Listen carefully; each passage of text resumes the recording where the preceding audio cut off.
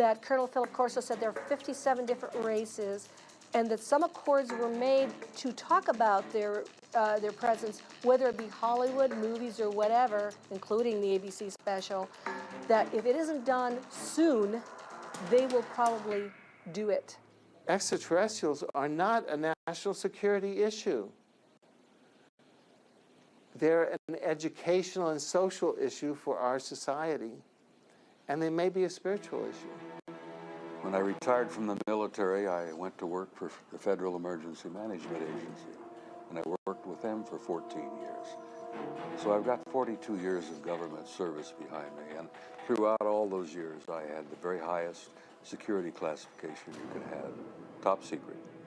When I was in NATO in 1963 through 1967, I had cosmic top secret, which was and still is the highest level of security in NATO. That's how I got involved in this crazy UFO field. Through the 50s and 60s and 70s, we referred to aliens as extraterrestrials. But now that science has been catching up with us to a certain degree, we have changed our definition of an alien. It's probably more accurate to call them extra-dimensional beings, because that would explain their ability to traverse vast distances. They operate in more dimensions. I mean, even the current theoretical model of the universe is upwards of 30 dimensions. So we're living in a multi-dimensional universe. And so it's not uncommon to theorize that we're going to encounter beings that operate in more dimensions than we do. And that would explain a lot of the phenomenon related to UFOs, how they're able to appear and disappear, move very fast, do all the things that the ETs go, walk through walls, have remarkable psychic abilities, and communicate telepathically. It would really go a long way to explaining the phenomenon surrounding it. What looks like magic to us can really be explained through extra dimensionality. Are any of us really prepared for the kind of paradigm shift that would come with not just disclosure, but with contact and communication with intelligences from other worlds? Is it possible that as a species we have reached the point that our minds actually filter and generate acceptable constructs which all too often become our day-to-day realities? There is so little of your reality that is really based on truth that it's just stunning. Ho sentito dire che ci sono altri mondi abitati. I've heard that there are other worlds that are inhabited. E Padre Pio rispose: And Padre Pio answered, e che vorresti che solo noi, in questo piccolo pianeta che è il nostro mondo, amassimo Dio, ma ci saranno tanti altri mondi nei quali ameranno il Signore. Would you believe that it would just be our tiny world that would be giving glory to God? There has to be many more worlds, many more planets that exist with inhabitants that would be giving glory to God. It is not just us. If I told you that, the very nature of the moon and Mars and most of the planets in the solar system is being kept from you for specific reasons, to make you think that you're completely alone and that these planets can't be colonized. Back in the 50s, the big question was, do they come from Mars or do they come from Venus? And by the 60s and 70s, we had gotten a little more sophisticated in our intellect and our thinking, and the question became, well, do they come from Alpha Centauri or Zeta Reticula 4, Well, and then now we're up to today, and we've got even more sophisticated, and now the question is, do they come from another planet, or do they come from another dimension? Or are they perhaps time travelers? Do they come from another time, okay? And in my study of all of this, I have kind of come to the conclusion that the answer is yes. The more you know about this field, it becomes almost paralyzing, because the more you know, the less you know. The more you know and the more open-minded you are about this, the more you realize that every answer you find just leads to a thousand more questions.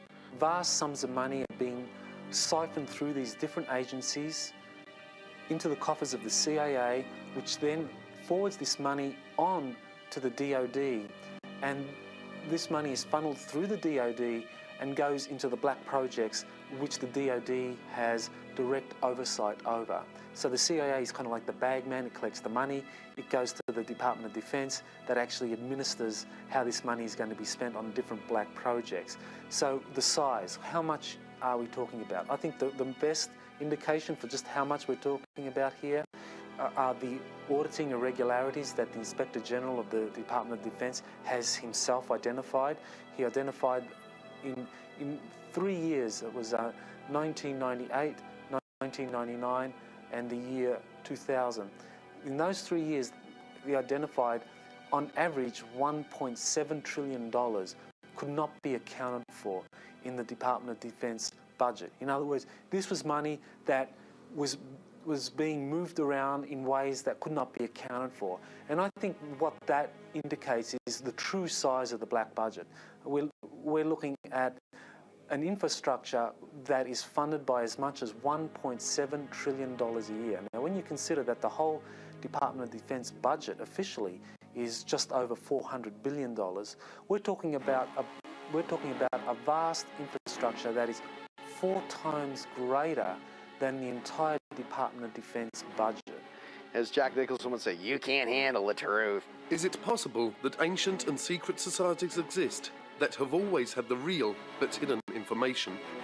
And have they, as a result of their ongoing familial knowledge, been manipulating and governing virtually all countries down through the centuries?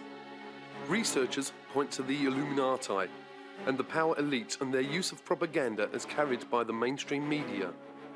Many believe that these powerful few actually control almost all information by implanting false knowledge and beliefs into our human collective reality. Essentially everything that you would want to know has been covered up. From the electrogenetic magnificence of your DNA being a spiritual antenna to the Creator, to the most amazing Pythagorean mystery school mathematics that is essentially freeing to humanity, in essence also very, very clear that everything in our world is a divine creation, and as the math is the expressive tool of the Creator for creationism. The United States government, the leader of the free world, is totally controlled by a wealthy oligarchy, a small handful of people that are just super rich. Most of them are not even in government, but they tell the government what to do. These are the people who are behind the UFO secrecy. They don't care if you know there's ETs out there.